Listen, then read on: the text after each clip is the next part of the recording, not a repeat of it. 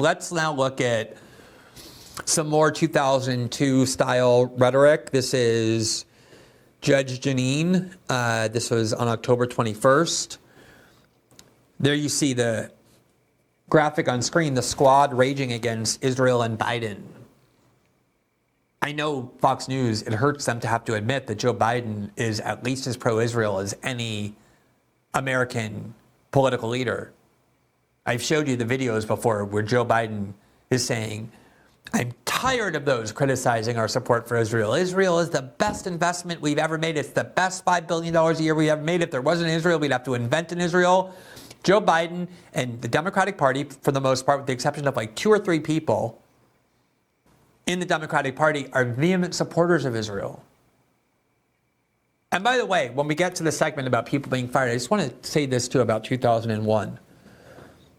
After 9/11, there was a gigantic rallying around the flag reaction on the part of Americans. Unlike what's happening in Israel, Israelis support the war, but they hate Netanyahu. They want him gone. In the United States, Americans embrace George Bush. They march behind George Bush. His approval rating skyrocketed to 80 and 85 and even 90%. Americans overwhelmingly were on board with the war on terror in both political parties. Remember, the Patriot Act passed with 1 vote no from Russ Feingold. The authorization to use military force in Afghanistan passed with the 1 no vote, which was Barbara Lee, the Democrat of California. And yet, Fox News and the media generally went on a witch hunt. They were fixated on, oh my God, this columnist for this local newspaper wrote an article blaming the United States and suggesting we played a role in provoking this violence. Let's get them fired. They were obsessed with anyone uttering a peak of dissent. It wasn't enough for them that they had the entire country and every institution of power united on their side. They wanted to crush every last pocket of dissent, even though these people were speaking with very little power. And they got people fired, and they would put them on television every night. They couldn't stand it. And it's the same thing now. If a vote on Israel comes up in the United States Congress, it will pass by 98-1. Maybe Rand Paul, on principle of foreign aid, will vote against it. It will pass in the House by 409-13. It will overwhelmingly pass. And yet, they can't stand that there's some students at Penn or Harvard or an assistant professor here or a DSA group there that is expressing dissent. They want them fired. They want their heads on a pike. It has to be 100%. Here, let's listen to her. I actually haven't listened to this yet. This was a late-minute edition by my team, so I'm sure I'm going to be pleasantly surprised with what I'm about to hear. The idea that Israel flew the rocket or the missile into that hospital has been debunked. I mean, we've got visual, we've got audio, we've got communications between Hamas leaders. It clearly was not Israel. And the squad calling for a ceasefire and continually railing against Israel, to me, makes them complicit with Hamas.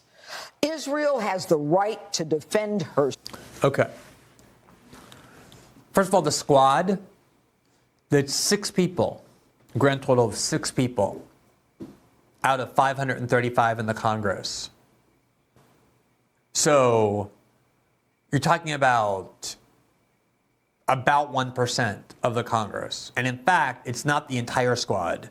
Jamal Bowman is very much on Israel's side. You maybe can count Ilhan Omar and Cori Bush and Ayanna Pressley and Rashida Tlaib. So 4 people. Go ahead and make it 6 or 7 if you want.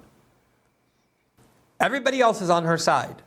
Everybody else is pro-Israel, wants to keep funding Israel. The $4 billion a year they get every year, they want to give them another $10 billion now. And she's fixated on the 4 people who aren't on board. And of course, it's not enough to say that they're wrong. She has to say that she has to link them to Hamas.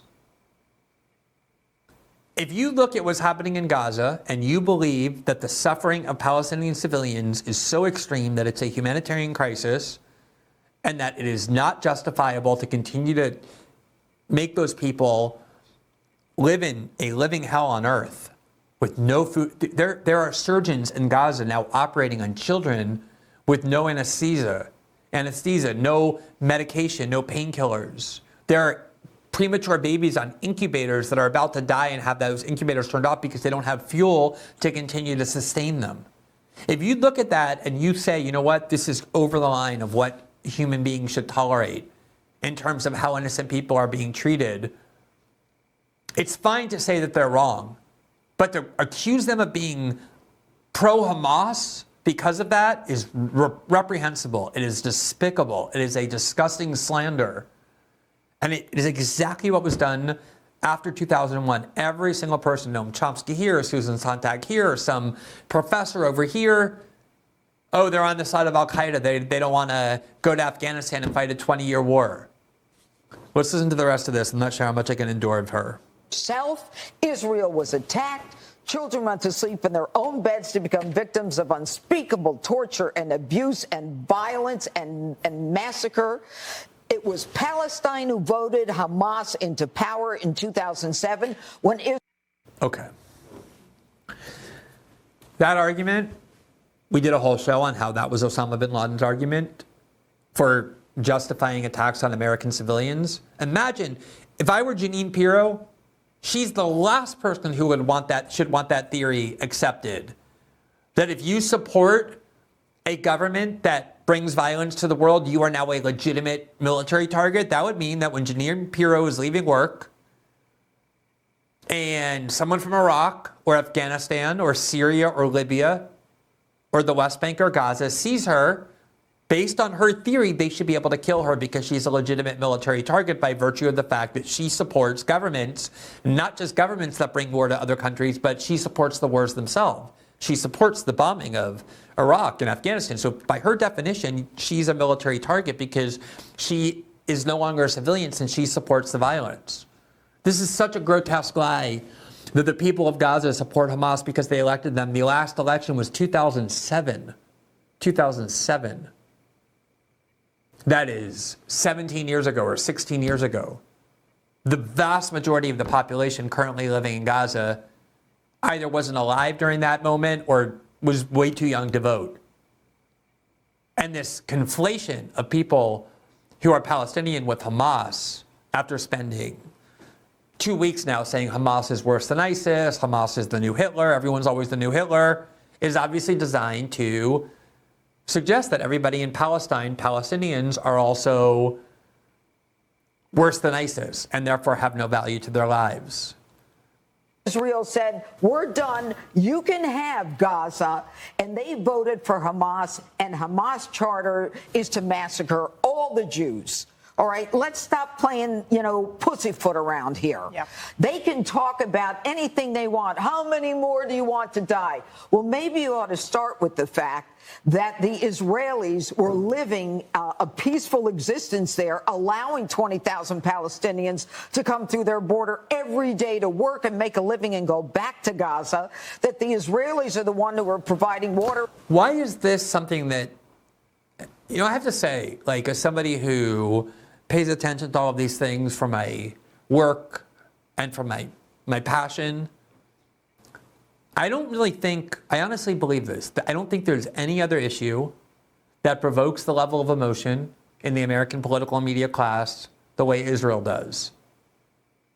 The United States government is currently involved in its own war in Ukraine. I don't see anywhere near the level of emotion about that or about any of the other American problems. But when Israel comes up, they can't control themselves in the rhetoric that this is really psychopathic what these people are saying. I'm sorry, it just is. They assign zero value to Palestinian lives. Zero. And electricity when Gaza could have been, as they said, the Singapore of the Middle East. Okay, I've had enough of her. Let's listen to this discussion here.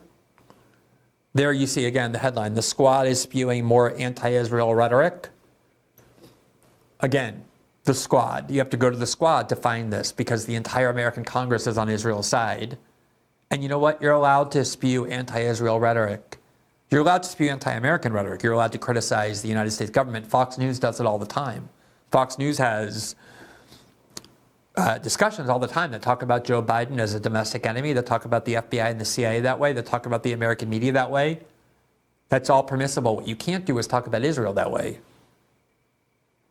Not worth our time. So, Jesse, you can argue that a series of ceasefires over the past 2 decades have led to what happened on October 7th, this idea that you can do a ceasefire, which is not a treaty or a peace agreement, and you can just manage this terrorist group that says they want to kill all the Jews on the planet, but really they don't mean it that much. Yeah, a ceasefire is not an effective terror strategy.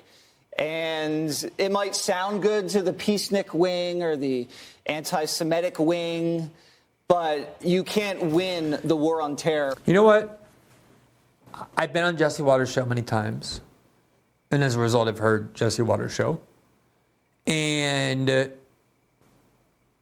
the general reflex when it comes to allegations of bigotry, people accused of being racist, people accused of being white supremacists, people accused of being white nationalist, misogynistic, transphobic, is to mock it, to say like, oh, the left calls everybody a bigot, the left calls everybody a racist, the left calls everybody misogynistic and transphobic. It's their way of shutting down debate and ruining reputations, and often that's true. That is what the left likes to do, the liberal left.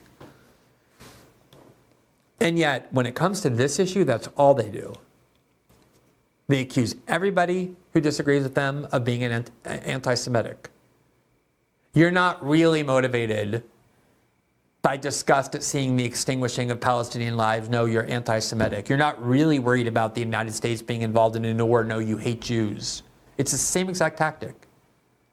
Just labeling everybody a bigot and an anti-Semite as a way of making it impossible to criticize Israel or to question Israel, because that label will be pinned on your forehead, including if you're an obscure worker, you're a professor. It's just what the liberal media does. The liberal media finds people who post pro-Trump content on social media, they drag them out of obscurity, they put a white nationalist or racist label on their forehead or transphobic label on their forehead, and they get them fired. That's what this is. With ceasefires, and they know that, they're just appealing to the fringe, and they took direct threats at their president. They said that they're not going to vote for the top of the ticket. They named swing states. They named Pennsylvania. They named Georgia. They named Michigan. You say it's a sideshow. This is a loud sideshow. Okay, you know what? That's called exercising your right as an American citizen. If the government is doing something you dislike, if they're pursuing a policy you regard as immoral, the way that you peacefully protest is by standing up and saying, if you continue with this policy, I'm not going to support you. It's not a terrorist threat. It's exactly what we want people to do when they dissent from the government. And if this is just fringe politics, if they're only appealing to the fringe, why are they spending so much time on it? Why are they so angry about it? And this sideshow could have legs, Jessica. These are people that are appealing to a younger demographic that have been brought out of the woodwork. You've seen the crowds. Yep. These are not small gatherings. This was not a small gathering. The ones, Johnny's at a gathering downtown right now. You're underestimating the visceral hatred that they're tapping into here. And Omar seems angry at Jewish people more than she's angry at Hamas. That is repulsive. I'm sorry. That is repulsive. I wish Jesse Waters would have me on his show. I don't think they will. Because I would like to be able to say this and have this conversation with him instead of talking about him. And I don't, want to talk about people when they're not here, but this is what's going on the airwaves. And to claim that somebody, Ilhan Omar, whatever you think of her, she's a United States citizen, she's an elected member of Congress, she has every right to question whether her government should be involved in a new war. And to claim that she's motivated by a hatred of Jews when she's obviously emotionally reacting to seeing huge numbers of Palestinian children dying, just like people were emotionally reacting to seeing huge numbers of Jewish civilians dying on October 7th, doesn't mean that the people reacting to the Israeli attack hate Palestinians. They were upset by what they were seeing that was done to civilians. So is she. Let's look at one more Jesse Waters clip, because this is probably the most extreme thing I've heard on TV in a while. I don't think we can have a Palestinian state at this point. I've had it with the Palestinians. I've given up on the Palestinians. If I was in Israel, I wouldn't be talking about a Palestinian state right now. I don't think Joe Biden should be talking about a Palestinian state right now. And I don't like how people tried to differentiate between the Palestinians and Hamas. To me, I see people with guns. That's Hamas. The people without the guns are the Palestinians. They believe the same thing. The Palestinians hire Hamas to run their government. You poll them, they all love killing Jews. It's in their charter. Okay, I already addressed the argument about how Palestinians voted for Hamas. By the way, Palestinians, just for people who don't know this, which seems to include some of the people speaking here, are not only people in the West in Gaza, they're also the people in the West Bank. Those are also called Palestinians. They're not represented by Hamas. They didn't elect Hamas, and yet they're being killed in large numbers as well, and have been for many years now, including by settlers. But if you go on air and you say over and over that Hamas is worse than ISIS, that Hamas are Nazis, that Hamas doesn't deserve to live, that they're subhumans, and then you say there's no difference between Palestinian civilians and Hamas, you're obviously saying that all Palestinians are subhuman animals who don't deserve to live. That is the message here. And then to turn around and say Ilhan Omar is motivated by hatred. I don't know whether Jesse Waters intends it or not, but the only implication of what he said here is that the lives of Palestinians have no value. They all deserve to die. There's no distinction between them and Hamas. They say they believe in suicide bombings. Every time a Palestinian refugee goes to another country, it doesn't work out so well for the other country and for those Palestinians. No one wants them. You don't see Egypt opening up their doors. You don't see Jordan opening up. You don't see the Saudis. Why don't they want the Palestinians, Dana? I think we all know why they don't want the Palestinians, and it's not working out, having these Palestinians and Hamas right next door to the Israelis. So time is running out for Netanyahu. I don't know why they're taking so long with this ground offensive. I would have struck, obviously. I have no military experience, but I'm talking about there's a certain amount of goodwill that's built up. There's a certain amount of political capital that the West will allow Netanyahu in the wake of this horrific attack. Every day that goes by and they don't move in on the ground and root out these terrorists in their little labyrinth under in the command and control, the decapitation strikes, it's another day where the United Nations, where the Arab League, and some of these skittish American politicians are going to say, you know what, let's have a ceasefire. Let's just wait. Yeah, a little bit. People are a little bit skittish over the inevitability of killing 10,000, 20,000, 50,000, maybe 100,000 Palestinians. People are a little bit skittish about that. It's called being human, being a decent, compassionate human being. And this was what was on the airwaves in October, November, December 2001, all throughout 2002 and into 2003. Constant dehumanization of the people we were going to bomb, and a constant attempt to slander and destroy the reputations of anybody who dissented on the grounds that they were pro-terrorist, on the other side. Thanks for watching this clip from System Update, our live show that airs every Monday through Friday at 7 p.m. Eastern, exclusively on Rumble. You can catch the full nightly shows live or view the backlog of episodes for free on our Rumble page. You can also find full episodes the morning after they air across all major podcasting platforms, including Spotify and Apple. All the information you need is linked below. We hope to see you there.